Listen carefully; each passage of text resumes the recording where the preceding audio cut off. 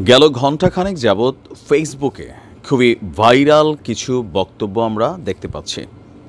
আমাদের ৫ই আগস্টের জুলাই আগস্টের যে অভ্যুত্থানের সমন্বয়করা আছেন, তারা প্রত্যেকেই তাদের ফেসবুক টাইমলাইনে বেশ কিছু স্টেটাস দিয়েছেন এবং স্টেটাসগুলোর মধ্যে কিছু স্টেটাস একটা মিনিংস প্রকাশ করছে যে ৫ই আগস্টের যে অ্যাক্টিভিটিস ছিল এর কাছাকাছি আরও একটা অ্যাক্টিভিটিস আগামী ৩১শে ডিসেম্বর ঘটতে যাচ্ছে।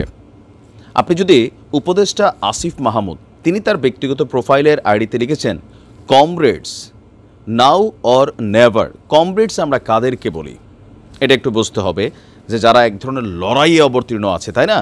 তো এখন আসলে কিসের লড়াই, যে এখন নয় কখনোই না, আসলে তারা কি বিএনপির বিরুদ্ধে কোনো ধরনের বড় অবস্থানে যেতে চাচ্ছে, নাকি সচিবালয়ে বা প্রশাসনে ঘাপটি মেরে থাকা তাদের ভাষায় যেই স্বৈরাচারের দোসররা আছে তাদেরকে এক দাগে একদিনে মোটা দাগে বরখাস্ত করার জন্য কোনো বড় পরিকল্পনা আছে, নাকি আসলে নির্বাচনকে কেন্দ্র করে এই মুহূর্তে জাতীয় নাগরিক কমিটি বিএনপির নেতাদের মধ্যে প্রতিদিন যেই ভাষা বিভিন্ন বক্তব্য আসছে আমরা কারা তোমরা কারা, অথবা সরকারকে যে চাপটা তৈরির চেষ্টা করছে বিএনপি, সেইখানে তাদেরকে নির্বাচন ইস্যুতে ঝুঁকানোর কথা আছে।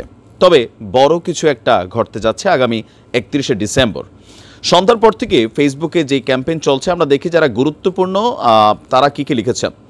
আপনার জাতীয় নাগরিক কমিটির সদস্য সচিব আক্তার হোসেন লিখছেন যে এই বছরই হবে ৩১শে ডিসেম্বর ইনশাআল্লাহ। কি হবে? বৈষম্য বিরোধী ছাত্র আন্দোলনের আরেকজন আহ্বায়ক হাসনাত আবদুল্লাহ আবার আহ্বান করছেন কমরেডস। আপনি এই শব্দগুলোর ওয়ার্ডগুলো খুব important. 31 December now or never, যেমনটা আমরা 4ই আগস্ট দেখেছিলাম যে নাও অর নেভার মানে এক দফা শেখ হাসিনার পতন, এরকম বড় কিছুই কিন্তু তারা ঘটিয়ে দিয়েছিল।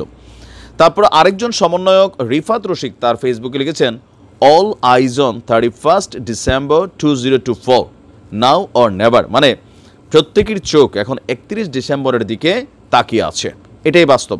এখন সবার মধ্যে একটা কিউরিসিটি তৈরি হয়েছে যে কী নিয়ে আবার তারা নাও অর নেভারের মধ্যে যাচ্ছে। কয়েকদিন আগে উপদেষ্টা মাহফুজ বলছিল যে পুরনোদের সাথে নতুনদের একটা লড়াই বাঁধবে। এটা কি সেই লড়াই? আর সেই লড়াইয়ে যারা ঝাঁপিয়ে পড়বেন শহীদ মিনারে তারা কি সেই কমরেডস নাকি অন্য কিছু? নানান এই মুহূর্তে একটা অ্যাক্টিভিটিস বা গুঞ্জন সোশ্যাল মিডিয়াতে চলছে যে সমন্বয়করা আবার কোন নতুন পরিকল্পনা নিয়েছেন। এরপর আমরা দেখি যে আপনার জাতীয় নাগরিক কমিটি এবং বৈষম্য বিরোধী ছাত্র আন্দোলন এই মুহূর্তে তারা দুইটা প্ল্যাটফর্ম, তারা একই সঙ্গে যুক্ত থাকা অন্য সদস্যরাও এই বিষয় নিয়ে ফেসবুকে পোস্ট করে যাচ্ছেন। তো এখানে কিছুটা আইডিয়া যেটা আসছে বৈষম্য বিরোধী ছাত্র আন্দোলনের কয়েকজন সমন্বয়ক সূত্রে জানা যাচ্ছে 31শে ডিসেম্বর শহীদ মিনারে এক অনুষ্ঠানে জুলাই গণ অভ্যুত্থানের ঘোষণাপত্র পাঠ করা হবে। বাংলাদেশের স্বাধীনতার সময় যেমন ঘোষণাপত্র পাঠ করা হয়েছিল, তেমনি 31শে ডিসেম্বর জুলাই গণ অভ্যুত্থানের ঘোষণা পাঠ করা হবে। নতুন দলের ঘোষণা কি আসবে এটা এখনও সিদ্ধান্ত হয়নি। আবার কেউ কেউ বলছেন শেখ হাসিনার স্বৈরাচারী আমল থেকে বের হয়ে দেশ কেন জুলাই বিপ্লবের রূপ নিল, কিভাবে নিল, 9 দফা থেকে 1 দফায় আমাদের কেন আসতে হলো, জনতার ছাত্র জনতার আকাঙ্ক্ষা কীরূপ ছিল, এসব নিয়ে জুলাই বিপ্লবের ঘোষণাপত্র পাঠ করবে বৈষম্য বিরোধী ছাত্র আন্দোলন। তো যদি ঘোষণাপত্রে পাঠ করে তাহলে কমরেডস নাও অর নেভার মানে এটা তো যে কোনো একটা দিনেই তারা করতে পারতো, অথবা এটা করতে গিয়ে তাদেরকে কেউ বাধা দিচ্ছে।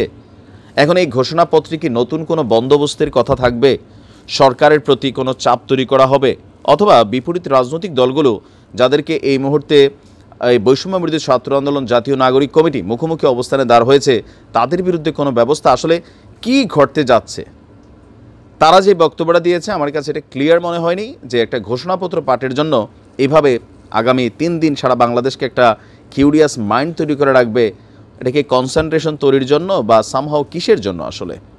তো আগামী 31শে ডিসেম্বর বিকাল 3টায় শহীদ মিনারে ঘটনা ঘটার পর আমরা দেখতে পারবো যে আসলে কী নিয়ে এই যে এত আয়োজন বা হাক ডাক।